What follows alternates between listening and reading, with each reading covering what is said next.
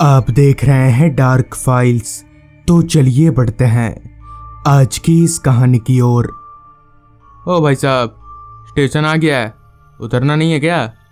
Conductor की ये आवाज़ सुनकर मैं नींद से जागा। घड़ी में वक्त देखा तो रात के 9:45 बज रहे थे।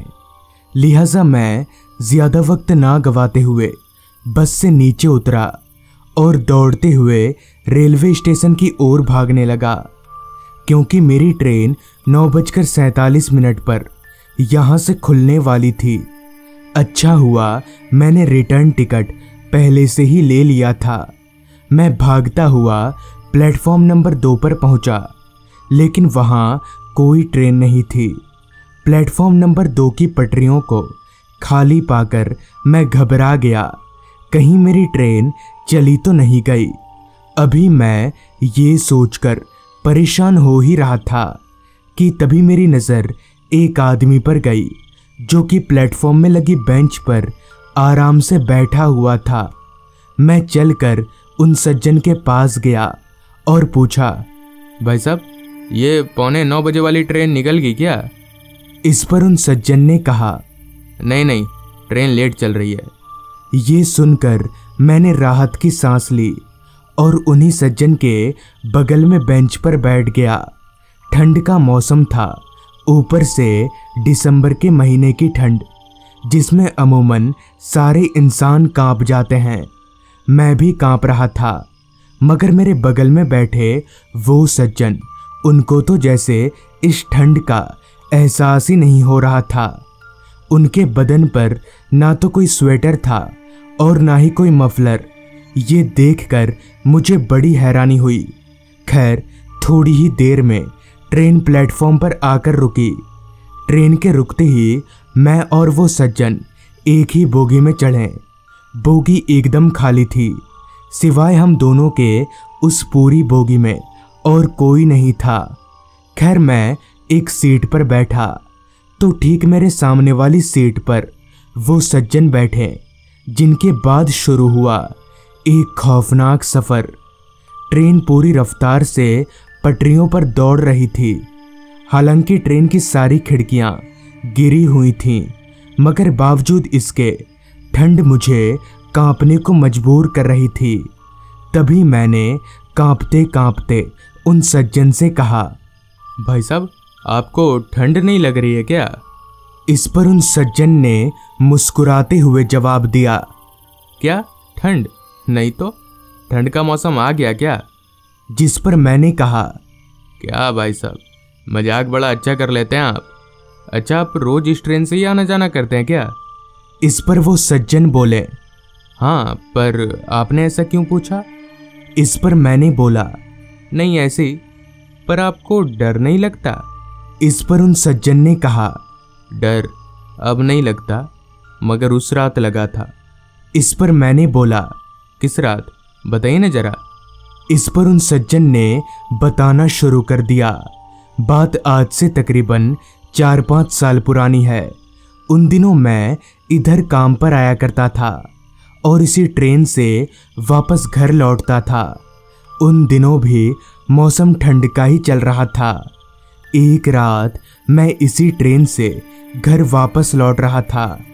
रात काफ़ी हो चुकी थी, ट्रेन एकदम खाली थी।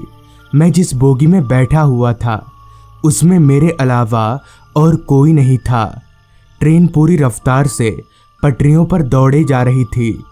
हालांकि उस ट्रेन से मेरा रोज का आना जाना था, मगर पता नहीं क्यों उस रात मुझे एक अजीब सी बेचैनी महसूस होने लगी थी। ऐसा लग रहा था जैसे आज कुछ बुरा होने वाला हो। खैर, थोड़ी ही देर में ट्रेन रुकी, मगर ट्रेन जिस जगह पर रुकी थी वो ना तो कोई स्टेशन था और ना ही कोई शहरी इलाका, बल्कि वो जगह जंगलों से घिरा हुआ था। एक तो घना जंगल, उस पर बोगी में खुद को अकेले पाकर मैं थोड़ा घबराने लगा था।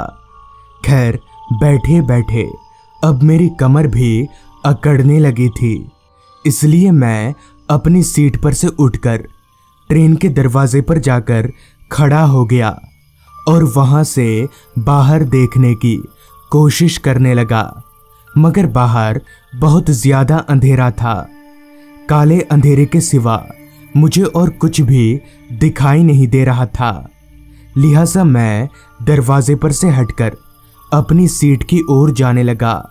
फिर जैसे ही मैं अपनी सीट के पास पहुंचा तो मेरी हैरानगी की कोई सीमा ना रही, क्योंकि अब मेरे सीट के ठीक सामने वाली सीट पर काली शॉल ओढ़े एक आदमी बैठा हुआ था। मगर ये आदमी आया कहाँ से? यहाँ तो आसपास कोई स्टेशन भी नहीं है, और अगर ये यहाँ से ही चढ़ा है तो फिर इसके चढ़ने की आवाज़ मुझे क्यों नहीं आई? जहन में उमड़ते इन सवालों को लेकर मैं अपनी सीट पर बैठ गया। मेरे बैठने के कुछ देर बाद ही ट्रेन भी खुल गई।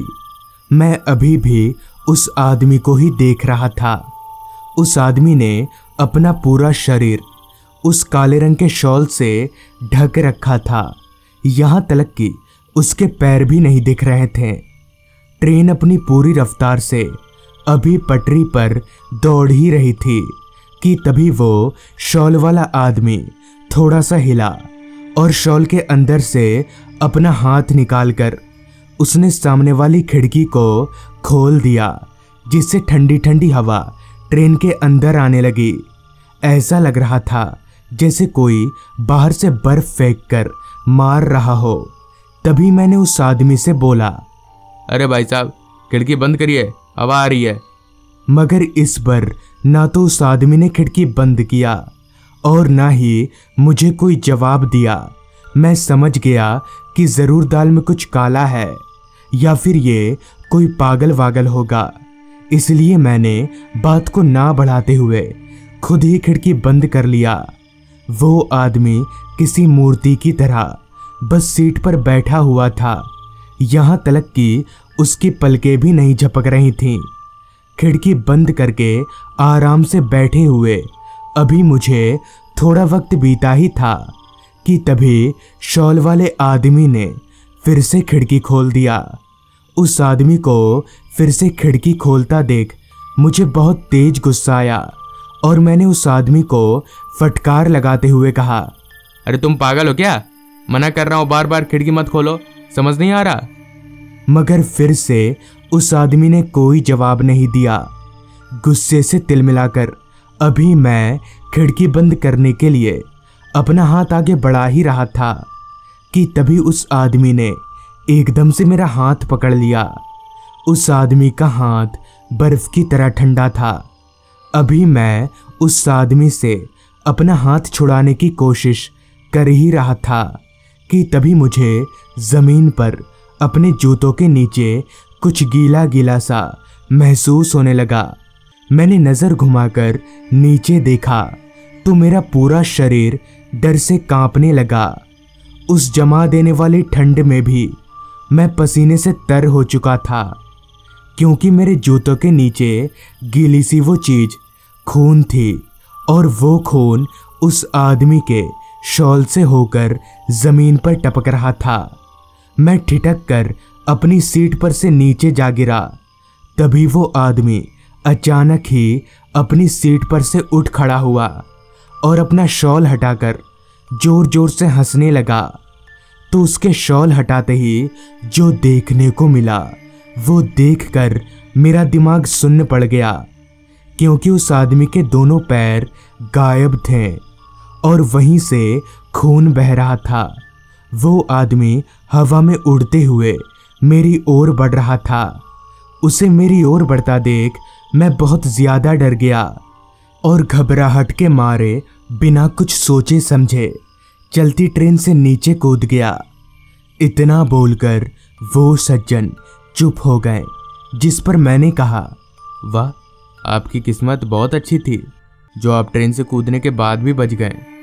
इस पर कुछ देर चुप रहने के बाद उन सज्जन ने मुस्कुराते हुए जवाब दिया, नहीं भाई साहब, चलती ट्रेन से कूदने के बाद कोई नहीं बच पाता। इतना बोलकर वो सज्जन अपनी जगह से उठकर खड़े हो गए और ट्रेन के दरवाजे की ओर जाने लगे।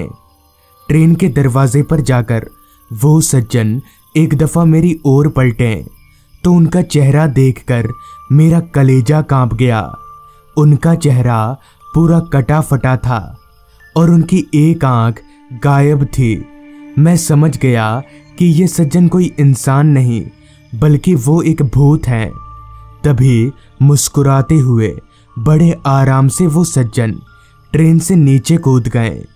ये भयानक मंजर देखकर मैं अपना होश खोने लगा था, मगर जैसे तैसे मैंने खुद को संभाला।